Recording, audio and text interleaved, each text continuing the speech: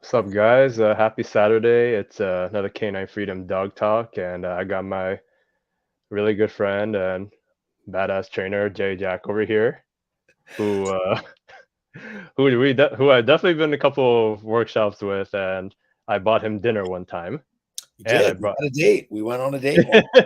Good. we we went on a date. We I had a bought him date. wings, That was good. and I then appreciate it.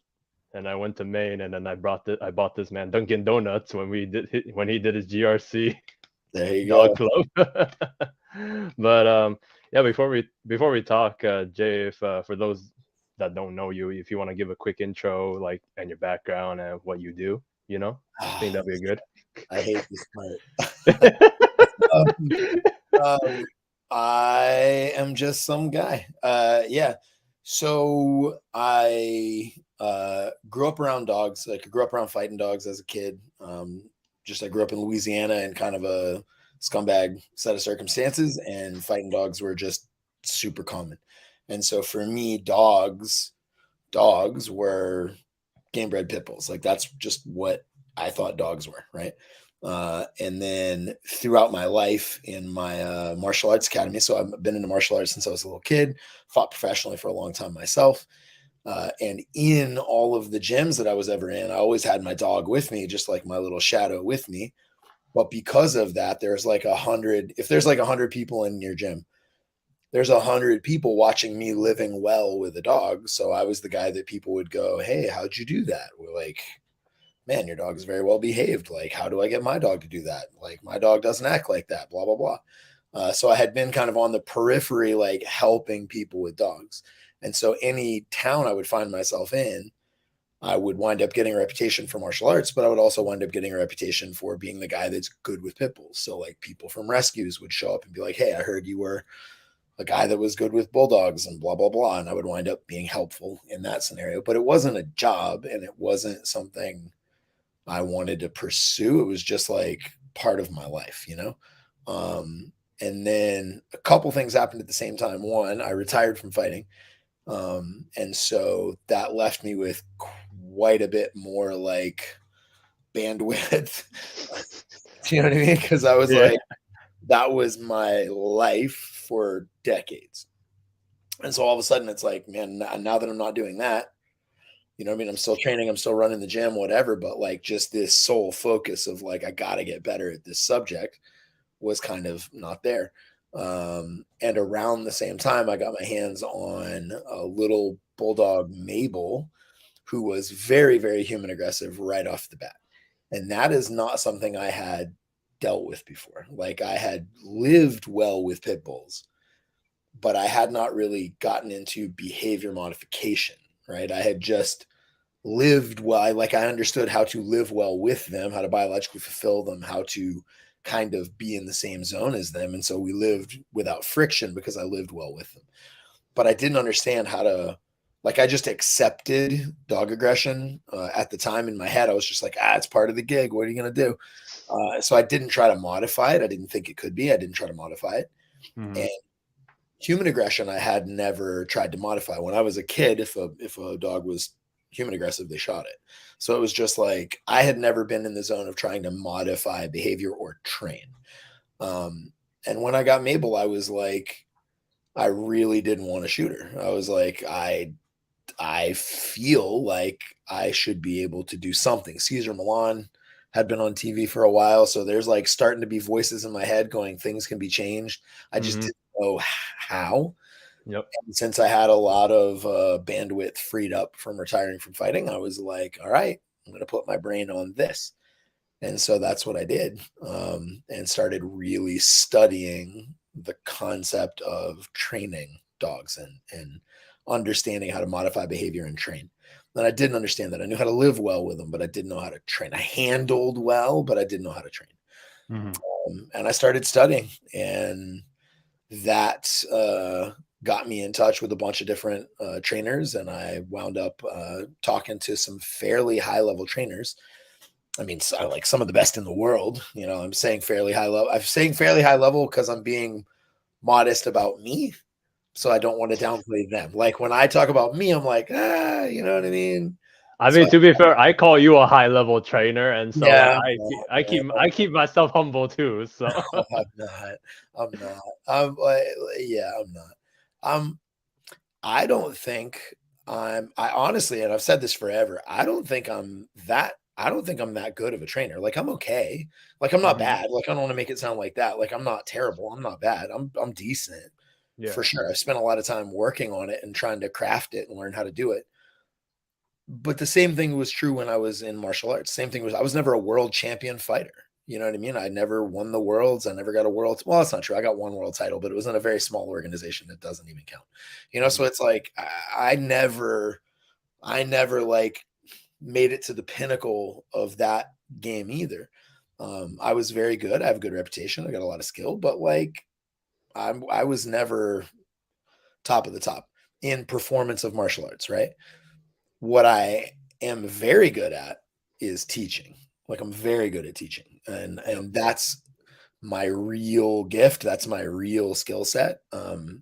And so like I get called on for teaching more than I get called on for my performance. Do you know what I mean? And like Mhm. it's been that way my whole life. Like I've been in a jujitsu class, and I've never done this technique either. But there's a guy teaching it at the front of the room, and the five people beside me are like confused and they can't quite get it, and like I can see the disconnect between them, and I'll be like I'll lean over and go, hey, it's like this, and I'll say something and they'll go, oh, got it, and then they'll bloop, and it processes. So I've always been able to see concepts and people trying to digest the concepts, and I've always been very good at getting it shaped in a way to get it in their head, you know? So like I'm not that like when people are like, "Oh man, you're a high level dog trainer." I'm like, "Not really." Like I'm really not. You know, Um you that's a good point because like everything like how you teach and how like all the way you process how you teach it to us. Like for me, I'm like it clicks and it's just like oh wow, and it's like now I can see what you mean by that, and it's like you are a really good teacher. but Like I'm that's an important distinction to make yeah, because it's a different set of skills. yeah. And this happens in dog training. This happens in dog training. It happens in jiu-jitsu. It happens everywhere. It's like you'll get dudes. Like I've seen this so many times in jiu-jitsu. There's like world champion monsters, just like the best that have ever existed, like greatest of all time performers. And they have to understand it in a level I'll never even be like, I'll never be able to innately understand like they do. Like they are fucking wired up for this, right? And then you go, hey, how'd you do that? And they'll go, well, you know, I like move my leg and then boom. And you go, what the fuck did you just, what the fuck is that? Like, what are you talking about?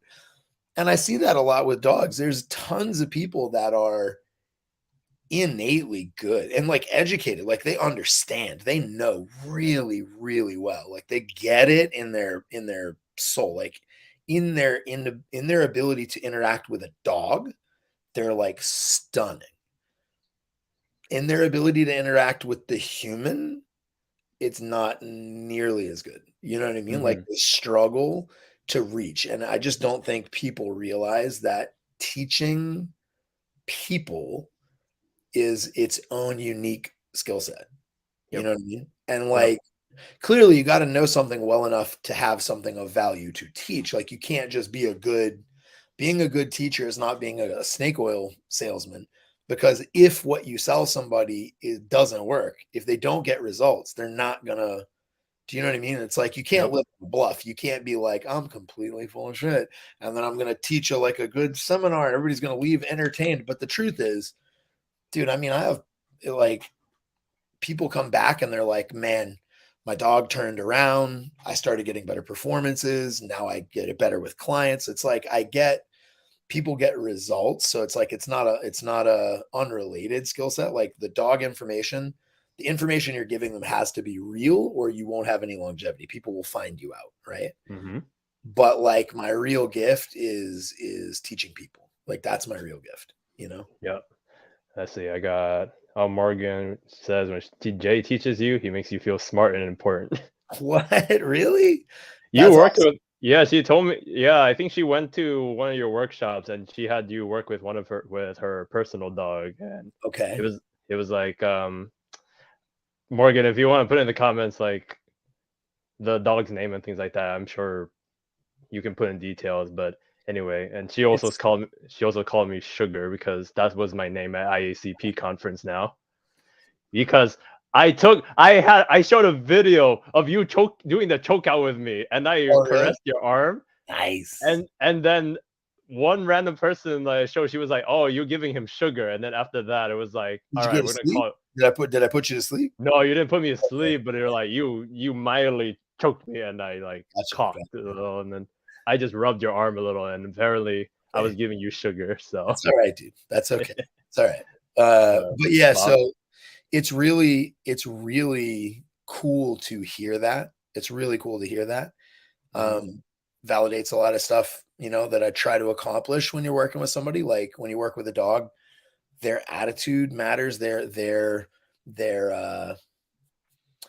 experience, their emotion, how they feel, how you make somebody feel, how you make a dog feel when you're working with them is very important. One of the reasons we stick so much with play, like it feels good. But Hmm. it's the same thing that matters with people, like they have to have a good, you have to reach them. So it's nice to hear. It's just Oh yeah. funny because the way that I end up pulling that off, I don't think if somebody, what I watch, like I have a bunch of people that teach under me, like jiu-jitsu specifically teach under me. And now there's some people that have been training with me long enough in dogs, they're out doing their own thing, training people, like, but using my material or whatever, using the ideas I gave them. And it's not my material, it ain't my fucking material, but like using analogies and metaphors and whatever.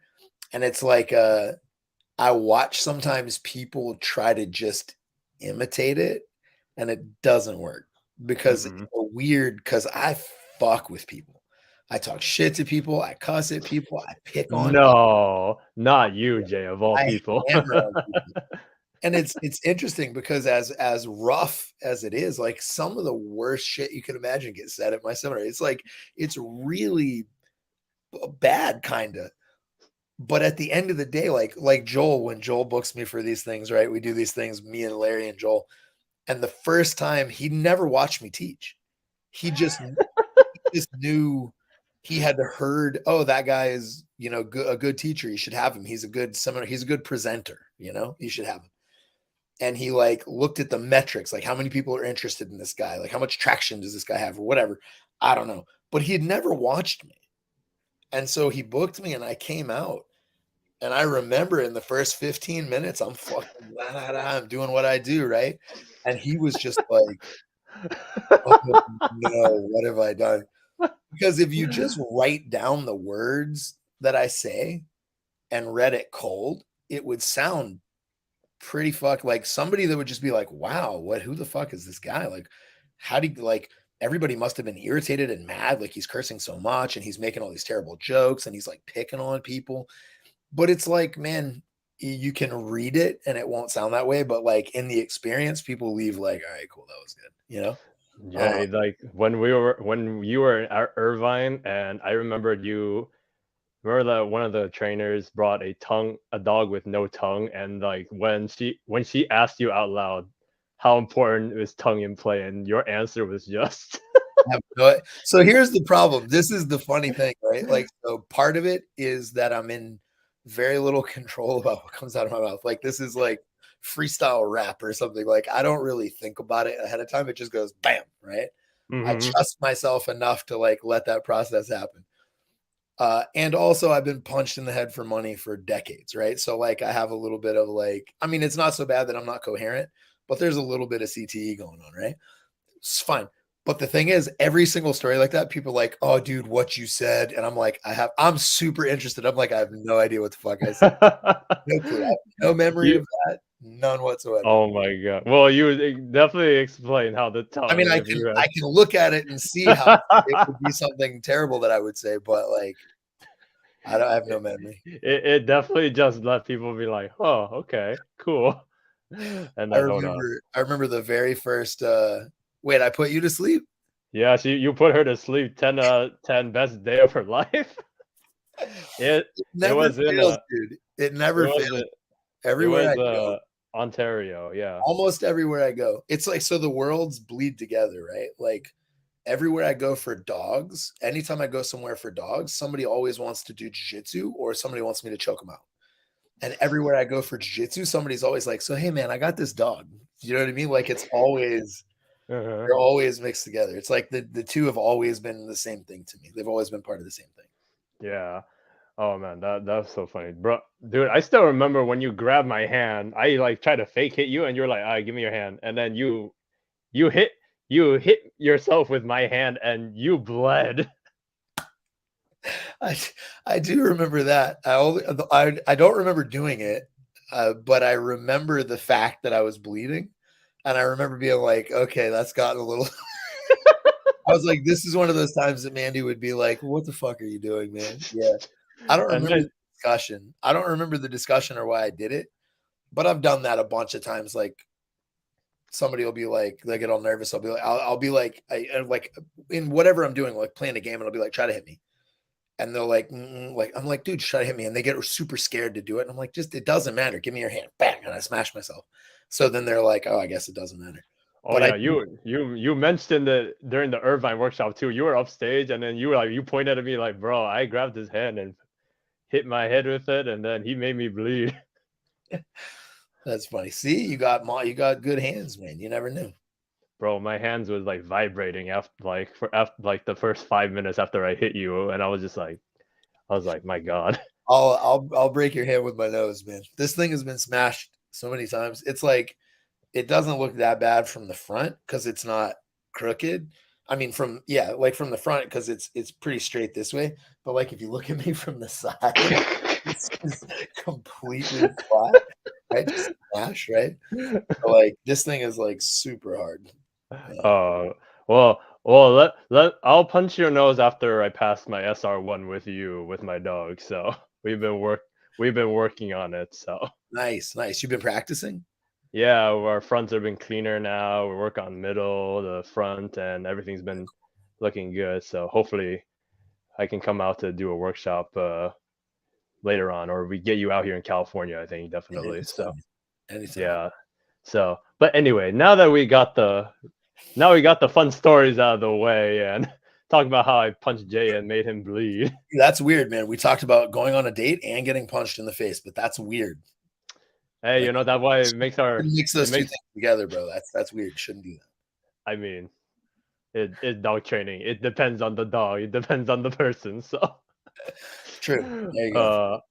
all right. So topic of the day, we're talking about importance of play. So like for you, Jay, like, I know you because you learn from Ivan and things like that, and you always talk about the importance of play and the biological fulfillment. So Sure. like why do you feel like it's important to play with your dog? And especially when you work with with these game dogs, and especially like some people don't even know the definition of game. Sure. So like Man, for you, like why is play so important? so play is important. There's like levels, there's like layers to the whole idea, right? A lot of people have finally gotten the understanding that play is important for biological fulfillment, as in a dog has these certain biological drives that it wants to express, these activities that it wants to take part in. And the further away you get from your normal genetic activity patterns, the more stress you have in your life and the less healthy and happy the being is. This goes for people too. This is across the board, right? This is just fulfillment 101. Hmm. So you have these, every dog has this, like, man, they have these urges that they want to participate in. And if you can't give them those exact urges, like if you can, ideally, if you can give them literally the exact thing, you should. Like that's what they're designed for. You really should. If you have a herding dog and you can actually take it legitimately, truly herding, like take it to the sheep farm, like get it herding. If you can actually give it what it was designed for, that is absolutely the best. If you can't give it that exact thing, you try to come as close as you can. You know what I mean? Like, so if you can't get them to herd sheep, you can maybe take them to tray ball or something. So it's similar. It's not quite the same thing, but it's similar. And then if you can't give them something even similar, then you try to come up with something that's going to spin similar dials in their head, even if it doesn't look seemingly quite the same or functionally the same. Like for example, the herding dog thing. A lot of people with herding dogs do a ton of obedience work. But if you think about it, like herding is this idea of quickly reading the play, getting in the right fucking spot, doing it just right. Don't mess it up. Be exactly in the right spot. Go the right speed. Sometimes freeze. Sometimes stick with it. Sometimes stay careful. Sometimes run. But it's like you're adjusting to the play as it happens, and there's stalking and chasing and freezing and being very precise. And that's herding.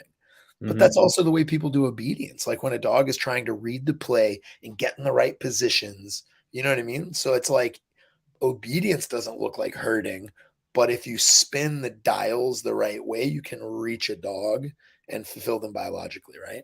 And so play is a biological imperative. And people don't really think about it like that. Like it's crazy when you start to list. So you know what a primary reinforcer is. We're going to get terminology on you, right? What's a primary reinforcer? Oh God, Ah, I wasn't ready to get quizzed. come on, bro. Come on now. Primary reinforcer is a thing that doesn't have to be taught or introduced or conditioned. It is reinforcing on its face with no precipitating event. Food is a primary reinforcer. Mm-hmm. You know what I mean? Like food Yeah. is a primary reinforcer. And so people will list primary reinforcers and they don't think of play. They'll say food, sex, you know, and then they'll say toys, but it's like it shows you like a weird kind of paradigm, a weird perspective. The toy is not a primary reinforcer. Mm-hmm. Play facilitated by the toy is a primary reinforcer. Do you know what I'm saying? Like the Yeah. activity you can have with the toy is the primary reinforcer, right? Mm-hmm. But play is a primary reinforcer. Play is a genetic drive. Like there's an area of the brain designed to modulate play, just like there's an area of the brain designed to modulate sexual activity, and there's an area of the brain designed to modulate eating. It's like their play is actually a primary drive in mammals. It just is. And I don't know that people think about it in that way all the time. I think most people think about play as a vent or you know, a tired dog is a good dog. So like if we play, they'll be tired. If they're tired, they'll shut the fuck up, right? Mm-hmm. That's kind of the lowest level of use of play. People play to tire the dog out, to vent them out, right? To vent it. Mm-hmm. Then there's play as like reward. You know, like if you do the thing, I throw the ball. If you do this, I get you the tug toy, right? I throw the frisbee. And that's like in obedience, a lot of people use toys as reward events, but like most people think of them as events and as reward objects, right? They're Mm-hmm. not so much thinking about it as biological fulfillment. And that's the first additional layer that I like to try to get people to look at is like, are you fulfilling the dog's biology? Like, are you playing the games that the dog is designed to play? Like, because if you can spin that part of their head, it's like it's not just a tired dog, it's like a fulfilled dog, a happy dog. A fulfilled dog is a good dog, not a tired dog. A fulfilled dog is a good dog. Yeah. I was gonna say like I feel like the dog's satisfied like after just like being able to have like the quality time, and I think too because everyone's like, well, I work with a lot of pet dogs, you know, and it's like everyone's coming back home from like an 8 to 5 job, or like they have kids, and it's just like they feel like they have to go run the dog like miles or something like that. But it's like I feel like dogs are missing the quality time, and the play can provide that. I feel, and it's Huge. in between. I mean, like I'm sure you'll talk about between like the support games and like Sure. competing, but it's just like I after learning from you going to like several of your workshops, it's like even like I'll play with their dog and like I'll ask him like what's his play style, or like like he, and it's like for me They go I like this. sit. What are you talking about? You're out right, yeah, and then I'm like rolling on the floor with the tug toy, like I'm like trying to, I Sure. like drop the toy like I'm taking a dive and things like that, and like they see their dog like so like enjoying the game, and Yeah. I'm showing them like, dude, your dog likes this kind of stuff. It's Yeah. like, Like not so just likes it, like kind of needs it. yeah, needs it. Needs it. Yeah. So there's that aspect of biological fulfillment, which is a whole thing. Because if we look at like the idea of the layered stress model, when a dog's layers of stress go up, their behavior issues present, their quality of life goes down. And so, like, if I can lower those layers of stress, I can give the dog a better life. And one of the major layers of stress is lifestyle. Are you living a life that is in congruence with your biology?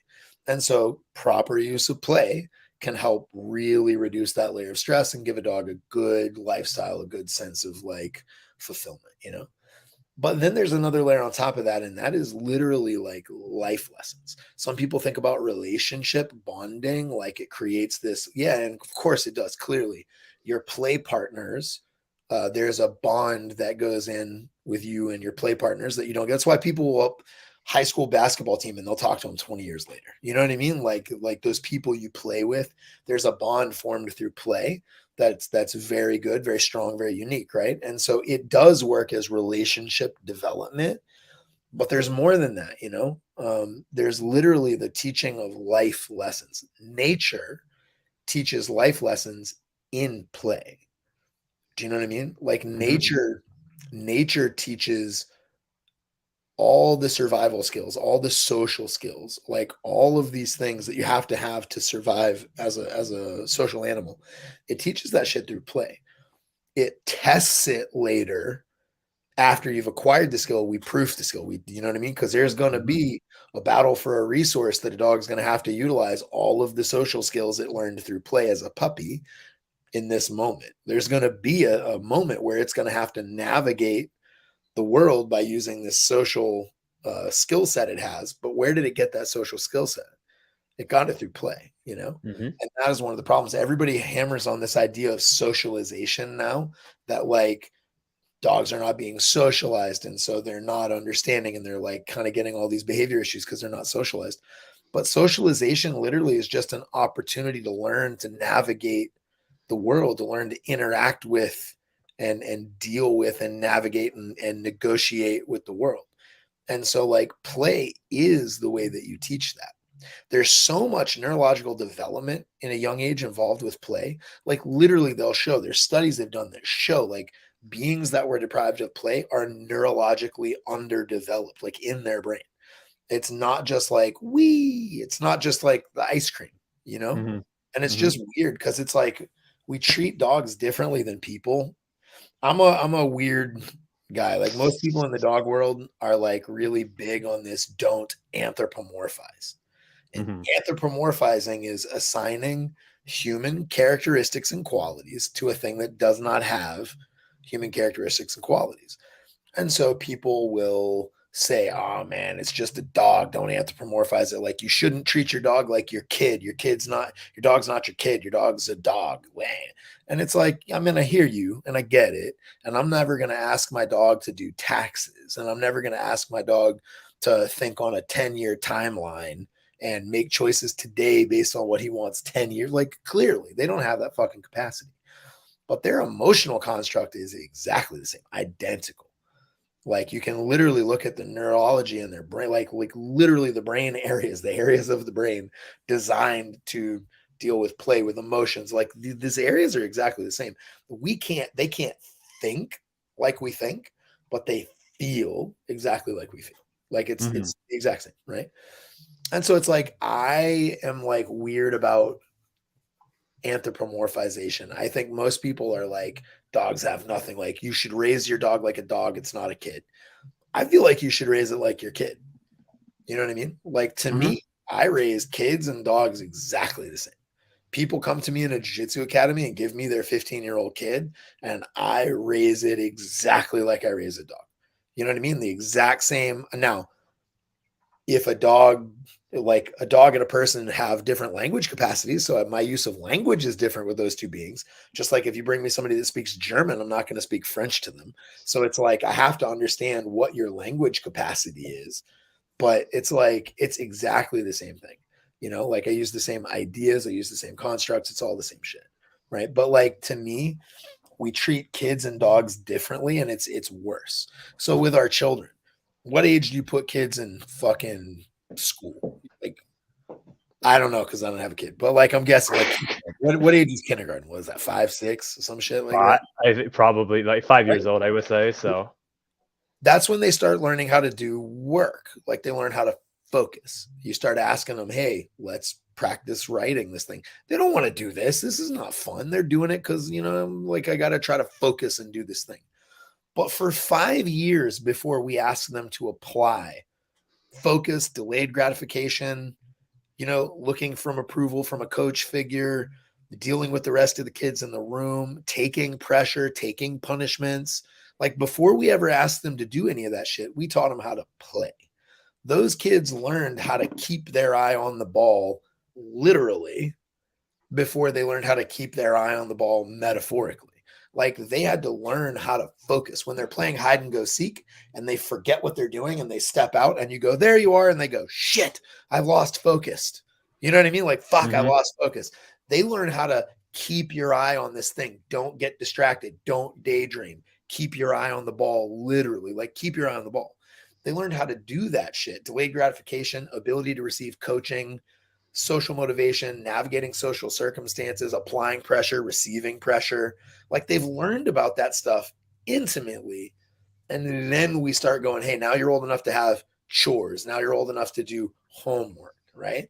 But imagine trying to take a kid that literally has never played a game in its life. It doesn't have any of the neurological structure. It doesn't have any of the social skills, the emotional skills. It has none of that shit. And ask that kid to do fucking math homework, to clean their room. Fucking no way, dude. Literally completely and totally impossible. But this is what we do with dogs. We take dogs that have like a young dog, and instead of focusing on play, not make them tired, but play as a training modality, as a neurological development modality. Instead of doing that, we just start working. Let's sit down, stand, calm, place, heal. Do you know what I mean? And we start doing work.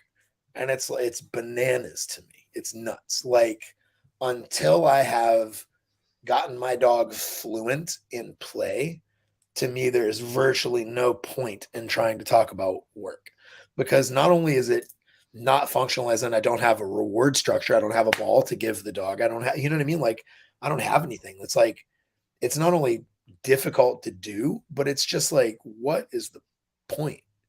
Do you know what I mean? Like, when I do obedience, I'm fixing the dog, I'm fixing my problems, but not the dog's. If I can make my dog stay on a place board, he pisses me off less, but what is his life like? And if I teach them to stay and to down and to heal, they piss me off less. But what is their life like? You know what I mean? So I want to think about making them fluent in play and social skills that we teach through play, like play and lifestyle social skills. And then like, cool, now that we've done that shit, now that you're a fully functioning, healthy, happy, fulfilled, fluent emotional being, when you got a good relationship and you can have delayed gratification and you can pay attention and you can read the play and you can play partner match, you read signals well, you respond to signals well. You know what I mean? Like you've got all that. Now let's talk about, do I need you to walk in a particular place? Because if I do, I can teach you that. Do I need you to stay in a particular area? Because if I do, I can teach you that. But it's like I think people go to work way too fucking soon, and dogs' lives are made worse for it because there's so much focus on obedience and control.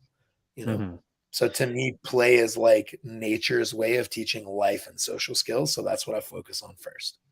Yeah, and I mean, like, it all makes sense. Like, like for those that have not attended a J Jack workshop, please go because like he is the content from this man, just the way he teaches all this crap, this shit is just amazing. And like, and I didn't mean crap, but like, Teaches this hey, crap. good shit, good shit, good shit, good shit. I is that good? But yeah, just like talking about like because it's like during play, right? You can always there's always like fouls, there's rules in the game. In the game is like, you you can always like if the dog bites too hard on the hand, or like if like they fumble something like that, you just stop the game and it's just like you know. Yeah, And people don't realize that, like, they think of play as this mindless free form activity, and it can be. Mhm. There you can have the play area of the brain can be absolutely lit up, and it can just be free form. It can be a kid rolling around on the floor, kicking its feet, doing a backflip, zoomies, wee, just it can be just bananas. That is the play area of the brain. Well, it's fine. But that's not where the development happens. A kid doesn't learn social skills by running around in circles, screaming and jumping up and down for no reason. Kids learn social skills when they start to play, and the genetic drive to play a game is actually a genetic drive. If you take a bunch of kids and you throw them out in a fucking playground together, they're gonna run around for 10 or 15 seconds. It's gonna be like free form, just an expenditure of energy. But very quickly, those kids all feel unsatisfied. Like they have all this energy and it wants to go somewhere, and they're like, this is like, it ain't quite right. Like, we're just screaming and yelling, running in circles. And they immediately get together and they start to go, all right, okay. All right.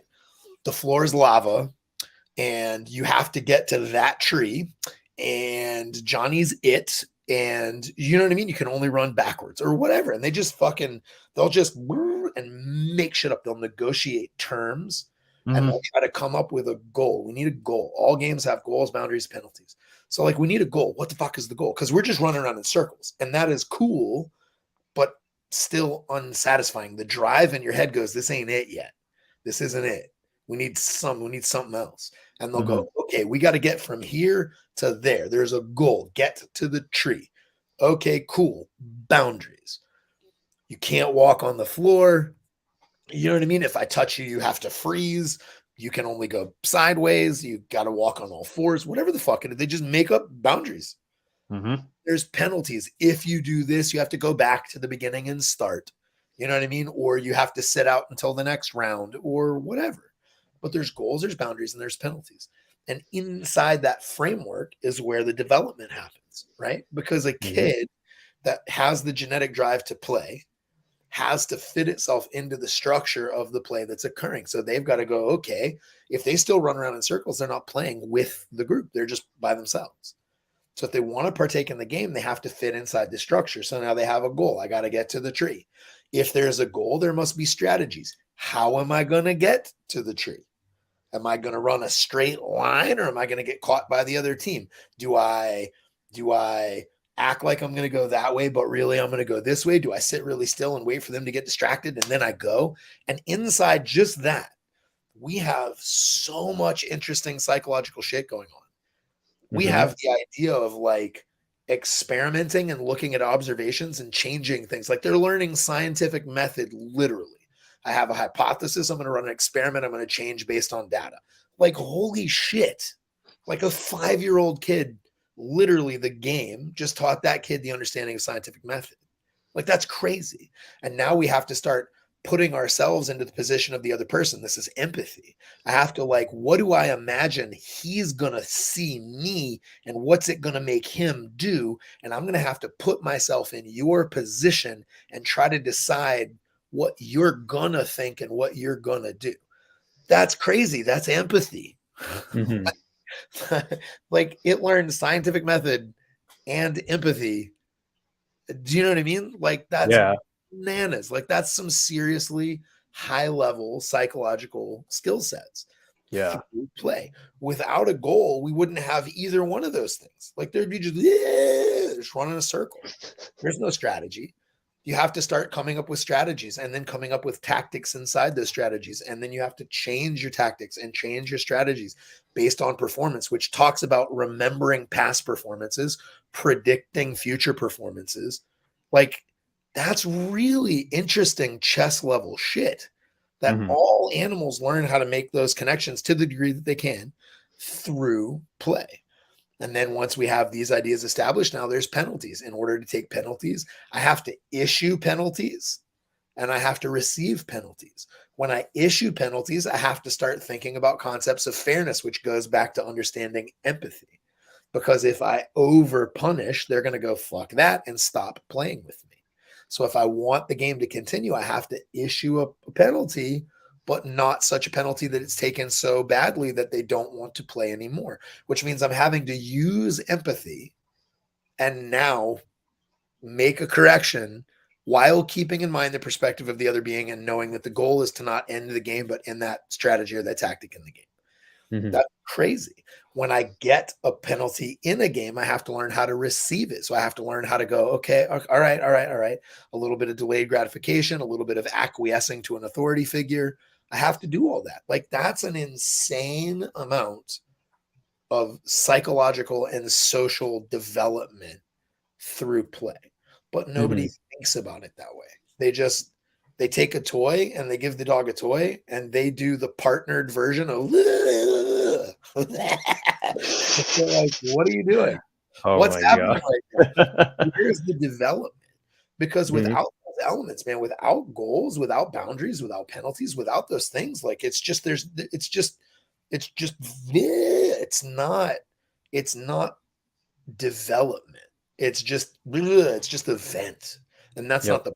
the point of play is not event. And the side effect of play is event. One of the wonderful things about play is it does have event, but Mhm. it's not just this blow it out your ass, get tired, get the poison out. It's not. It's Yeah. developing their psychology, their ability to understand other beings in their social setting, how to navigate those things, patience, focus, empathy. It's there's way more to it. Like, it's developmental, it's not just expressive. And I think Yeah, I that's think people don't yeah, understand. I think also too, like I every time I play with my clients dog, I'm like tired or like I'm exhausted, I'm out of breath. And it's like I'm telling people it's like if you're not playing with your dog, if you're not tired after you're playing with your dog, you're not I feel like you're not doing it right because it's just like I feel like Whoa. when you So well, like for the people, like I feel like they're no, not no, putting no. enough effort when it comes to like It the depends. game It itself. depends. Yeah. So again, it depends. Always and never statements always never work out. Right? Yeah. Like, that's just the thing. So, like, that is true if we're talking about a competitive game played on a level field. Me and a dog are playing a game of possession. That's absolutely true, dude. If you ain't tired, come on now. Like, how hard are we trying? That said, if I'm playing with a 2 pound chihuahua and I'm sitting, I'm probably not going to get tired from a 10-minute game with my little, there you go, with one of them. Like, if you play with that thing, you're probably not going to get wicked tired. If I play with a 120-pound dog who is serious about it and I need straps to hold on to, and I'm like putting Ben Gay on and shit to get ready for this, then yeah, man, like, you're going to be fucking tired. But that is a competitive game. If I'm playing frisbee, like, that dog's doing 100-yard sprints. I'm not going to get tired from the dog doing 100-yard sprints, but that's also not a competitive game. If my Mhm. dog's doing weight pull, treadmill races, spring pull, all these supportive games where I am just cheerleading and supporting and instructing and coaching my dog outside of the game, then I'm probably not going to get tired from that. So yes, if you're playing competitive games, you're fucking right. You better get tired because you better get in that goddamn game with the dog. If you're playing a supportive game, you likely not to get too tired, you know, Right. unless I it's a see. supportive game like Candy Cross and we're both running. In Candy which Crush. case I will get tired because I fucking hate running. But there Oh was a question. The guy asked a question a second ago. let's see. Let's see. He First said, one was yeah, that one.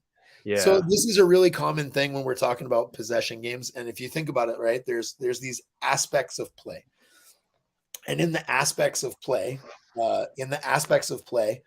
it goes searching, stalking, chasing, fighting, celebrating, consuming, right? So that's basically the predatory sequence. And I've been saying that shit for years. And then I found out somebody actually put together, like, it's been documented. There's like a real one, but they break it into some smaller parts. There's like orienting with the eye, like sniffing, then eye orienting. And then there's like the the catching bite and then the eviscerating bite, whatever. So like somebody's come along and put some more science to it and they broken it into smaller pieces. But for me, the simple explanation still stands: searching, stalking, chasing, fighting, celebrating, consuming, right? Now, when I'm talking about interpersonal play, because again, play can encompass a bunch of different stuff. If I'm playing a supportive game, it's not necessarily like it's not me and the dog together, right?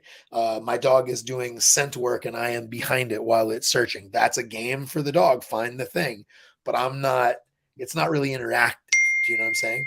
If I'm doing like, if I'm doing like a weight pull, it's interactive in the sense that I'm with you, but I'm not.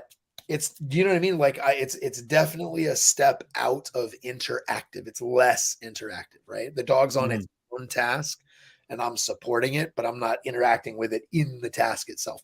Like when he's on the fucking bite on a decoy, I'm not also hitting the fucking decoy. You know what I mean? Like it's not a shared moment, right? And so that's important to understand. But it's like when we're talking about interactive play, the both ends of that ladder are the least beneficial because they're the least interactive. So searching and consuming, right? Searching, stalking, chasing, fighting, celebrating, consuming. Because if my dog is searching, unless he's searching for me, they're searching for the item, for the object. I'm back here somewhere. I'm not really involved in that. Do you know what I mean? Like that's not, it's great. It's valuable. I'm not saying scent work is bad.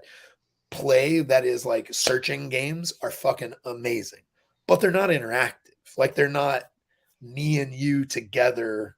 You know what I'm saying? It's like that's not a thing.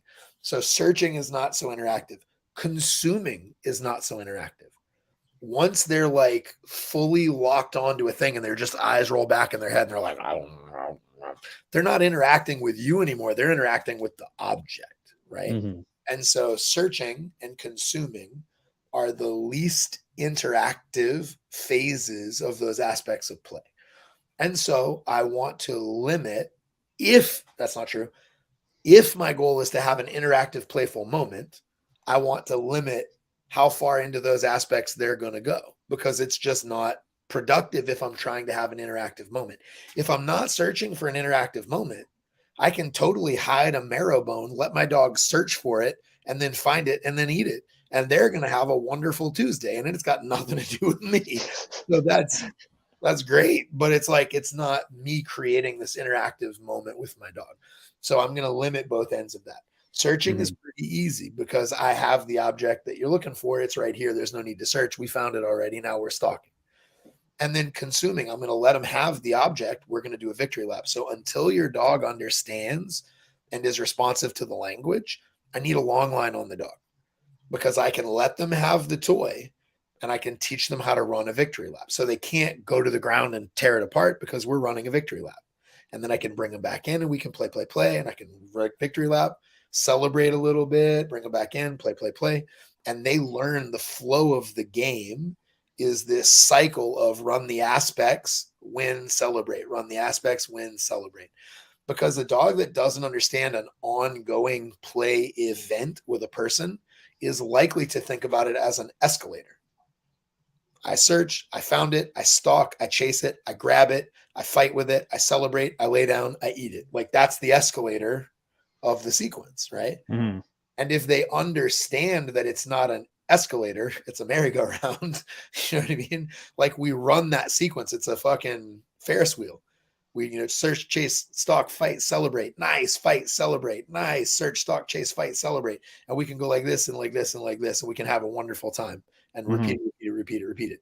And then at the end of it, I can be like, cool, all done and end it. Or I can go, fuck it. Okay, now go off and chew this stupid stick if you want to. I don't care. Because we're no longer having an interactive moment. You're going to go and do your own solo endeavor. But dogs that aren't fluent yet don't understand it's a Ferris wheel. They think it's an escalator. So they get to the end and they stop. And if you don't have a long line on them, you can't negotiate it. You can't orchestrate how it's going to go out and play. Once they're fluent, I don't need a long line. Once my dog runs victory laps around me and I don't need it, and I say, bring it, and he brings it to me, no problem. I let him lay down and chew on it a little bit because fuck it, because he's fluent. And then I can go, let's go, bring it. And he comes running back and punches it in, and we play. Once we're fluent, I don't need a line. But until I have fluency, I need a line so I can orchestrate the game. And then after that, you can go into and out of play. I can call you to interactive play. We can have a moment. I can free you up to go off and chew your stick. You know what I mean? And I don't have to worry about misunderstanding because you know what zone we're in. You know what window we're in right now. You know what I mean? All right. Yeah. Yeah, that totally makes sense. Yeah, we just have a couple of people. What's up, Joseph? What's up, Daniel? What's up, Derek? So like this one, he's got a difference between play using food and non-food, like a ball. All right, here we go. Here we go, boy. That's a way bigger subject than 10 minutes. Oh God. Okay, here we go. Why food sucks? No.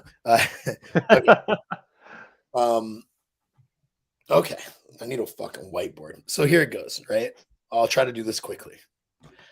There's Panksepp's theory of blue ribbon emotions. It's kind of a framework I like to go to, right? So there's the positive emotional systems, as in good feeling. So play, affiliate, mate, and eat, right? And that is in an escalating order, right? So if a being is very, very, very fucked up and stressed out, it might be able to access eating, but not much else. It won't mate, it won't affiliate, it won't play. The more up the ladder we go in comfort, the dog is less stressed, the dog is comfortable in its environment and its skin, they'll start to express more and more of those positive emotional systems, right? So eating is the first one, like existential eating of food. Not playful eating, not like not like ice cream, but like I've got to eat, I've got to live. They can eat, and that's the first set up the ladder, right? And then after they're a little more comfortable, they'll have mating behaviors. A little more comfortable, they'll have affiliative behaviors. A little more comfortable, most comfortable, they'll have play. Play cannot exist in the presence of rage, fear, panic. It can't. It's mutually exclusive. So if a being is 90% in rage, fear, panic, it can only be 10% on the good list. Does that make sense? Like it's just not, it can't exist. The issue is when I write this on a whiteboard, I make like a little seesaw between the two lists, right? And the idea, the reason everybody gets so stuck on existential food use, the reason everybody gets so stuck on feeding as reinforcer is that you can reach the most dogs the fastest with the least amount of skill. Now, that's not bagging on anybody because that's me too. If I get a dog that comes in a board and train and they are just pegged to the wall and fucking like avoiding everything because they're freaked the fuck out. Dude, I will get the dog to eat long before I get them to chase a ball, right? So if I want to try to leverage my interactions towards behavior, if that's my goal, I'm going to get that sooner by using their food than I will by using play. The problem with that is, right? The problem with that is nature doesn't really like a vacuum. So if I have a seesaw and the dog is all the way in rage, fear, and panic, so I can't get anything, they won't even eat food for the first 2 days they're at my place. Like they're so in the hole, they really won't even eat their food. They're going to finally be desensitized just enough that they might take some fucking food. And what most people do is go, cool, we're good, stop there. And they're going to start working, but they're going to work for food. And the issue is when you do this, it is possible that the dog's comfort level just naturally gets better and they happen to go up the good list until they get to affiliation and play, but it's not necessitated by what you're doing. If what you're doing only requires 10% comfort and no more, then it is possible for them to stay at 90% discomfort because of what you're doing. It might be that they naturally start to tip and you get more out of it, but it's because they happen to tip, not because you tipped them. So what I want to do is as much as possible, get the dog out of rage, fear, panic, and immediately start pushing up that ladder. My goal is to get to play because in the presence of play, you cannot have rage, fear, panic. Those lists are inversely proportional. If I'm spending time in play, I'm necessitating that this list be low. Does that make sense? And Mm-hmm. so like that's a really important thing about the difference between using food and using toys, right? Now, if you said also play using food or play using toys, it is possible to play with food. So first I was talking about the difference between eating as training and playing as training. It is possible to use food in play, right? Sometimes sometimes you'll get a dog that is not really investing in the play. They're just trying to eat the fucking food. And it's almost like it's a hassle that they're trying to go through. Like they're just Mm-hmm. like, God damn it, just I want the food. They're not really, oh yeah, a game. Fuck yeah. Many dogs, if you do it right, first are only interacting because they want the food morsel. But Mm-hmm. after they learn the game and they go, oh, okay, I see what's up, they're into the play. And this is obvious when I take a dog and I take one piece of kibble and we play for 4.5 unbroken minutes and they are not flattened or like disappointed. They're like, fuck yeah, good game, bro. They don't even give a shit. It's the idea of trying to get the food off me, not the idea of like, oh man, why didn't I get the food? Right. So if you're skillful with playing with food, you can get a dog who's not interested in toys to play through using food, but it's got to have goals, it's got to have boundaries, it's got to have penalties. I have to have ones on offense, ones on defense. It's not just like and waggling the food around while they jump around in circles. It's not that. There's way more to it than that. But when I'm doing treat chase game, it's like a million little dissolving tennis balls. Like I'm playing just like I play with an object. I'm playing just like I'm playing with a ball or with a tug toy. It's just that when they get it, it goes away. Instead of a victory lap and they have to bring it back to me to restart, it dissolves and we have to fucking restart. But it is play. Now, in some dogs, play with food. A lot of people in the sport world want to go to object play, toy play, instead of food play, even if they're playing skillfully with their food. Like most people don't play with food, they just feed food, they play with toys. And so for those people, there's a vast difference between food and play with toys. Mm-hmm. For people that are skillfully playing with their food, the difference between food and toy play kind of is a little bit dependent up to the dog. There are reasons that sport people and everybody wants to go from food play to toy play. Because with food play, I have to think about calories.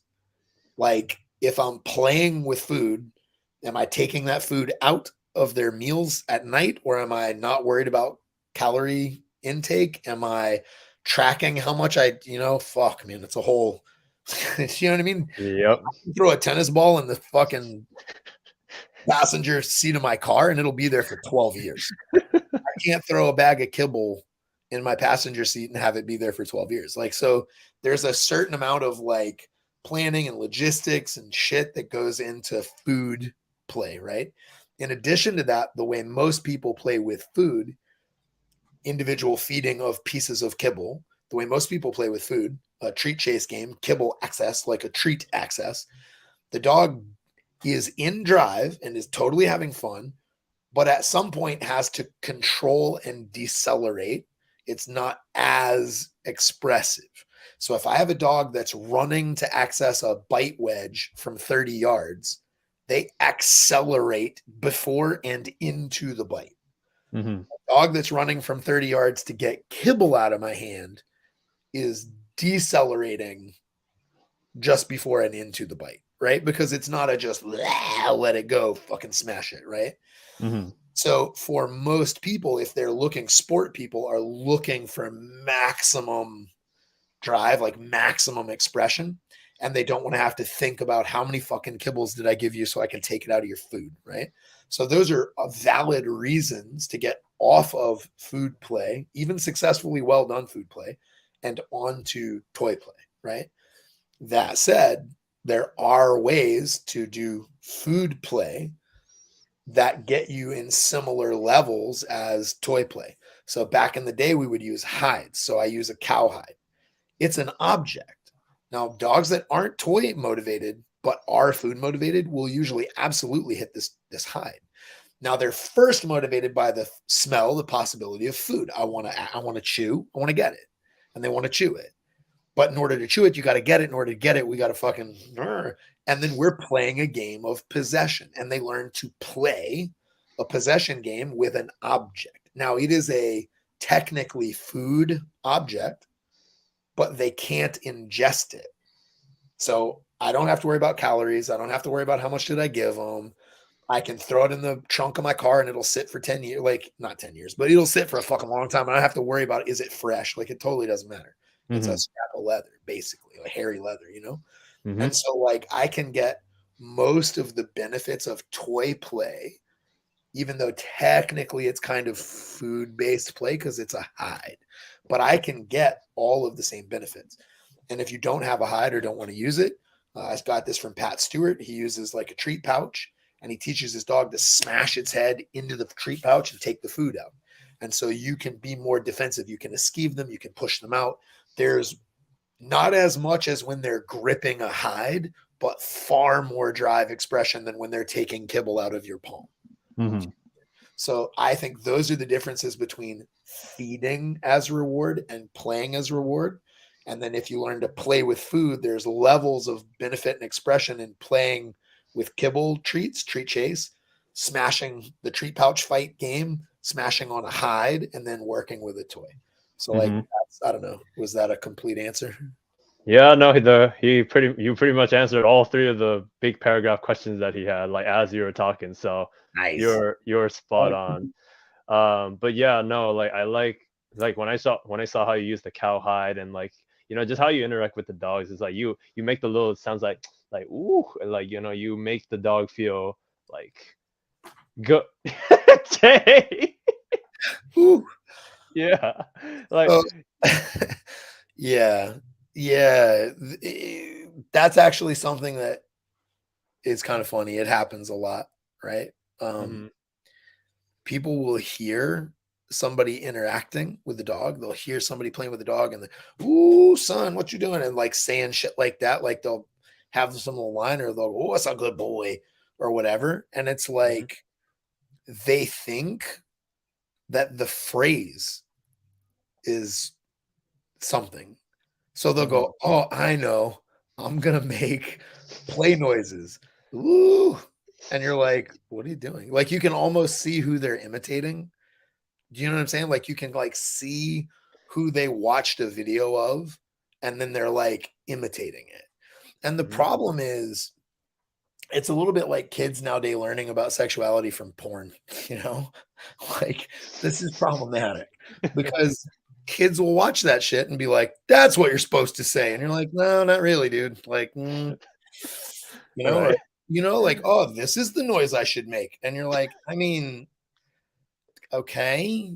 And if you're lucky, the idiot that you're with is into that bullshit as well. But the chance of you actually being able to meet and like reach and find the right thing for the right person, if you're just imitating porn, I call them porn noises. When people are playing with their dog, I'm like, stop making porn noises. And what I mean by that is they're making these noises. They're not authentic noises. Like you're not actually feeling that kind of like, ooh, you're not feeling that at all. And you're not doing it based on the dog's effort. Like it's not based on what they're doing to you or with you. You're just doing it because it sounded like I watched something one time and the dude made this sound. So I'm going to say this shit too. And it's like, it's just not authentic. Do you know what I mean? And I think people have to learn how to stop being inauthentic. They have to learn how to like get out of their head and play. And that's very, very, very difficult for people. It's almost like a psychology seminar. Like everybody that gets up there has like these insecurities about letting it go, these insecurities about being watched, these insecurities about feeling fucking stupid. And we almost have to go through this courage seminar to get people to drop all their bullshit and just be a 12-year-old kid with a fucking dog again and just play. And it's very hard. Like, it's not like I don't have to teach. This is the fucked up thing. I don't have to teach people how to play. Everybody knew how to play. Well, watch any 12-year-old kid with a dog and they will fucking play beautiful, man. Watch 6-year-old kids play together. Nobody had to teach them how to do it. They fucking learned. Puppies play together. They learn. Puppy with a little 6-year-old. They fucking learn how to play. Like, we all know how to play. We have Mhm. to unlearn the bullshit that's been put in our heads and remember how to play. But like Mhm. people they put so much shit in between them and their dog that they're forgetting how to play. So it's not even that I have to teach people how to play, it's that I have to teach them how to unlearn the things that prevent them from playing, you know? Mhm. That's like, yeah, you make a good point. I mean, to be fair, I may have or may or not learned some of the porn noise from you after like watching a few I workshops from guarantee you. it. Listen, hey, good But point, bro. But like you got to think like it's the same thing. Have you ever heard this one? Right. So like, there's this fucking noise. Everybody that does bite work, they make everybody. That mhm. is like a classic. You look at a biting dog and you go, and they're like, rah, because almost everybody has caused that to be a little agitating noise. That noise is not magic. That noise doesn't hit a certain frequency in the eardrums that causes the rage system to like that's Mhm. not. It's just a noise, dude. It's just a Mhm. noise. But one day somebody was fucking with a dog and went like that, and the dog was like, God damn it, and like lit up. And that guy was like, ooh, shit, that worked. Now that was an authentic interaction. That was actually somebody that likes bad things being said to him and choked or something. Like that was an authentic interaction. It was real and it worked. And then somebody else saw it and went, oh, that's how you do it. And then looked at a dog and went, you know what I mean? And the good news is dogs are forgiving. Dogs are like, okay, whatever.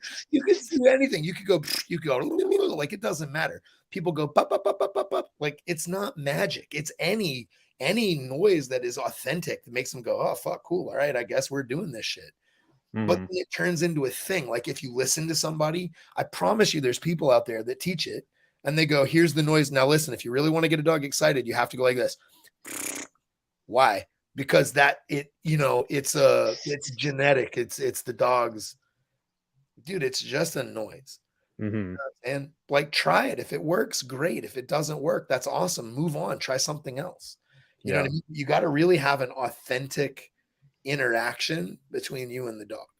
And that's the part that's the hardest for people is letting go of all their bullshit and just playing it. I think that's one thing that I do pretty well. I'm not saying I'm not great. I would never be like I'm good at play or I'm good with dogs or whatever. Like I would never talk well of myself. I never really do that. But one thing I am very good at is when I was a kid, I learned how to stop caring about what people think. Mhm. Like I give no fucks at all about what people think about me. I don't fucking care. Right now, I happen to be kind of popular. Like people ask me to do interviews, people like to hear what I have to say. A lot of people fucking like me, and that's fine. But I don't let the good things get to me. I'm not like happy that everybody likes me. It's great. It's convenient. It's super cool. But the day everybody goes, fuck that guy, I really don't give a shit. I really don't Mhm. fucking care. I do not care. When I interact with a being, I'm locked onto that being and I'm 100% in that being's shit. So if it's a Mhm. person, I'm with you. I don't give a fuck about anything else. When I'm with a dog, I will forget everything else in the fucking world and be with that dog. Mhm. Like nothing matters. If it makes me look foolish from the outside, I don't care. If it makes people like impressed, I don't care. If it makes people hate me, I don't care. I'm going to be with that dog, and me and that dog are going to share this fucking moment together. And that's all that I care about. And I don't care what it looks like. Dude, people take pictures of me and videos of me, and it is astoundingly stupid. I'm in just the dumbest fucking, the weirdest facial expressions, the stupidest sounds. I don't fucking care, dude. Like, Oh, I know. I know. I have a couple from the workshops. I'm gonna reach that dog. Like, I might not reach them, but I'm gonna be with them. I'm gonna Yeah. be, you know what I mean? Like, I'm gonna completely give myself to that moment and not let myself get think about what it from the outside, what does it look like? What does this mean? What do people think about this? Does this look good? Is this foolish looking? I don't care. But this is the problem with that advice. And then I'm going to have to go in a sec. Yeah. The problem with the advice that most people give when they talk about play, you'll hear really common shit like, be foolish. Don't be scared to look stupid. You've got to learn how to emote more and like be crazy. And it's like, that's not necessarily, I mean, I understand what they're saying. Because if you are scared to look foolish, you're going to inhibit. If you're going to inhibit, you're not authentic. If you're not authentic, you're not fucking playing, right? Mm-hmm. But it's not foolishness, it's authenticity. Do you know what I mean? Like, it's not Mm-hmm. foolishness, because there are some dogs that if you go, they're going to go like, fuck that, and just walk off. They're like, I want nothing to do with that. Nope. And just walk off on you. Mm-hmm. Like, the idea is like, I'm going to try to find what turns you on. I'm going to try to figure out, like, what do you like? What fulfills you? What makes you happy? And I'm going to try things. Unfortunately, with people, this is much easier. You can negotiate terms. We can discuss what we like, what we don't like. What are your triggers? What things do you enjoy? I can actually have that fucking conversation on a date. With a dog, I can't do that. With a dog, I have to like, do you do you like that noise? Do you like that? Like, is that what you like? I don't know. But then I have to watch them, and if they're like, "What the fuck?" I'm like, "God, noted. You're not into it." And like, play different aspects, play different combinations, try to spin different dials, and see how can I reach this dog. But what I can't be doing while I'm doing any of that is think. I had an idea. I could go ooh and act like I'm scared. And I think that's going to reach this dog. But then I'm like, I'm a big dude. I don't want to go in front of everybody. I'm going to look stupid. And then I miss that moment. You know what I Mm-hmm. mean? And then I can't reach that dog because I'm not thinking about play. I'm thinking about bullshit. So you can't be scared to look stupid. But the point isn't to look ridiculous and scream and yell and do backflips and be a fucking clown. That's not the point. The point is to not care about what you look like, because if the strategy that you need to enact, the tactic you need to enact to reach that dog is one that you're scared to do because you look stupid, you're never going to reach that dog. Mm-hmm. You know what I mean? And then again, Yep. you're not with, you know, like, you're Yep. not with them, and they can feel it. All beings can feel when somebody's checked out and they're not with you. You can tell, man. And Mm-hmm. that's a game killer, man, Yeah. because No. they 100%.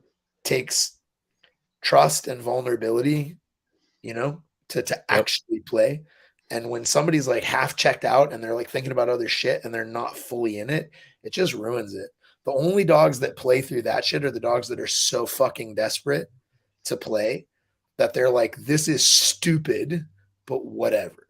I tell the Mm-hmm. tetherball thing, like when I was a little kid, when I was a kid in jail, there was this play, there's this one facility I was at, and I played tetherball almost every day.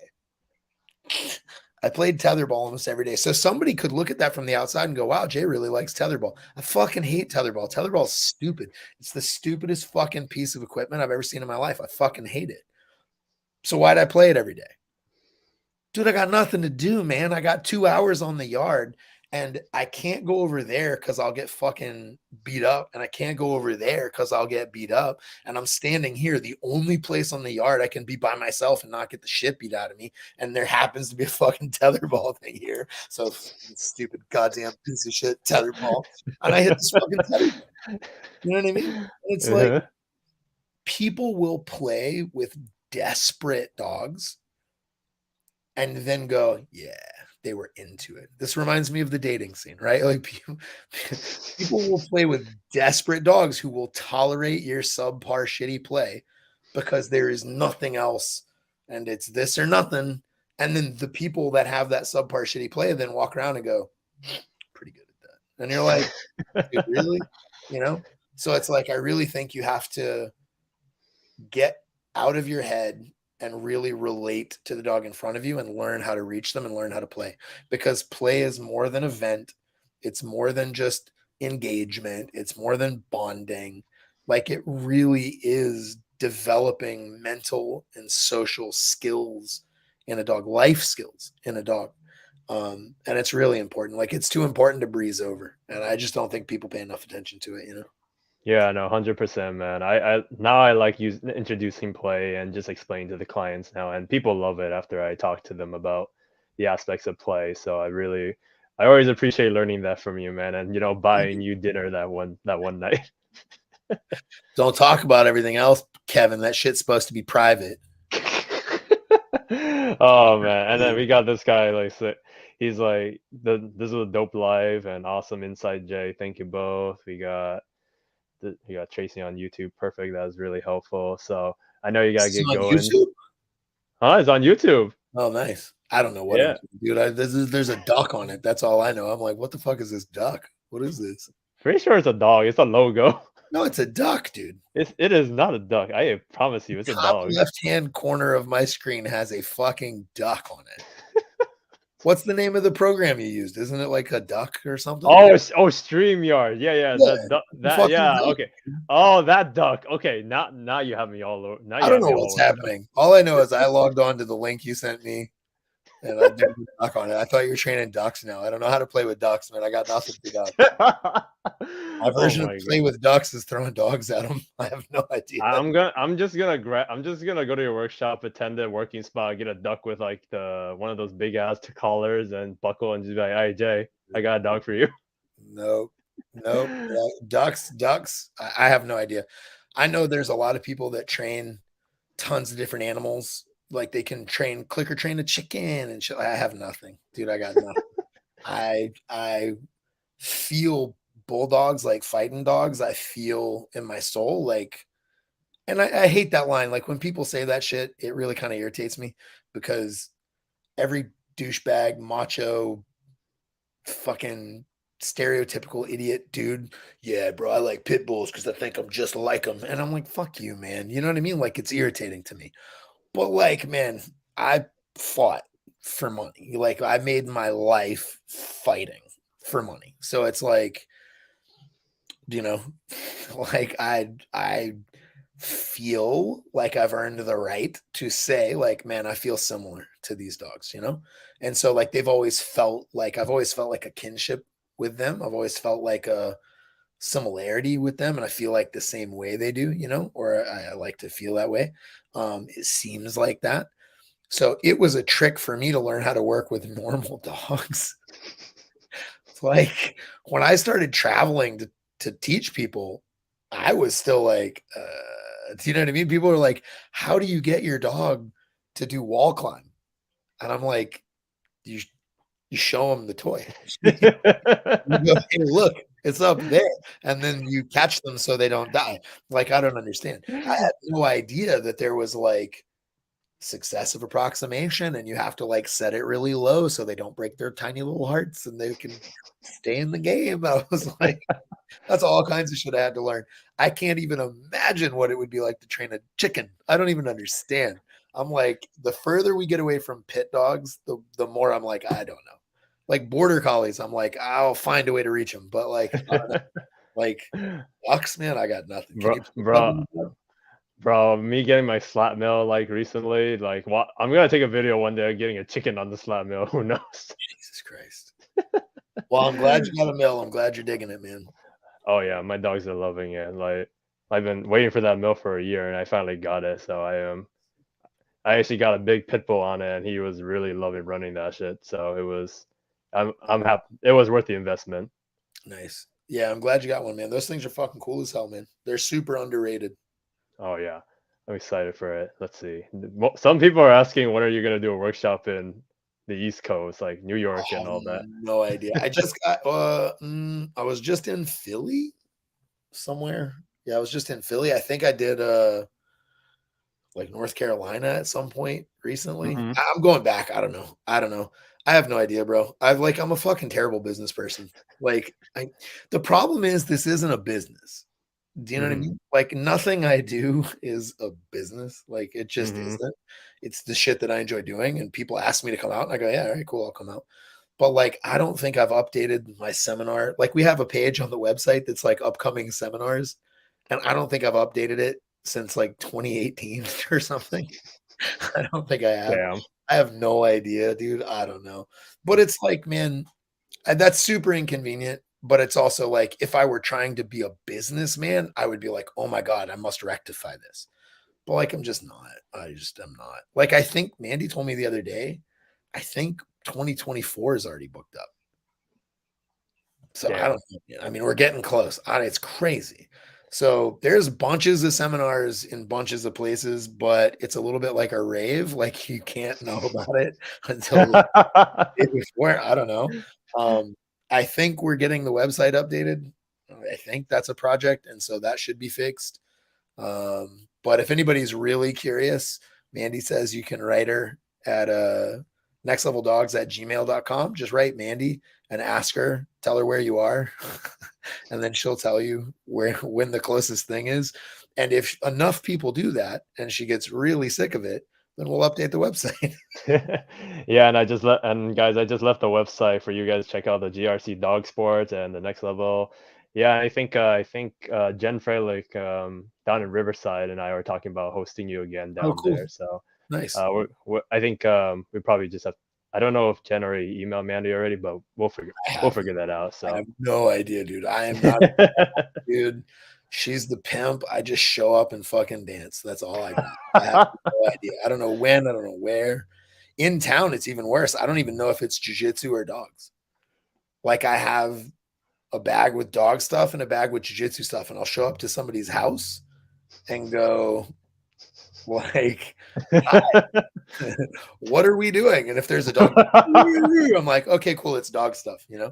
Or guys, because I train dogs at my gym, right? Like I don't have a Yeah. dog facility. I train out of my gym. And so like so I'll have a 3 o'clock appointment. It says Dan 3 o'clock. And at 3 o'clock, some dude walks in and I'm like, so what are we doing? Am I wrestling you or your dog? Like what are we doing? And they'll be like, no, I'm here to do jujitsu. I'm like, all right, sweet. Or like, no, here's my dog's in the car. I'm like, cool, man. But I don't even know which one it is. All right. Now All that right. I've bragged All about my right. All right. That's all good. We're all good now. So thank you sweet. everyone that's been watching and comments and leave questions, all that. And then, shout outs to Jay. I really appreciate the time to Thanks for talk to you, having me, bud. man. Yeah, and I'm excited. Hopefully I'll be able to see you maybe later this year or whatever. But definitely good talking to you, man. It was good catching up. All right, dude. I'll talk to you soon, man. Have a good one. All right, man. Everyone have a good Saturday night. How do you turn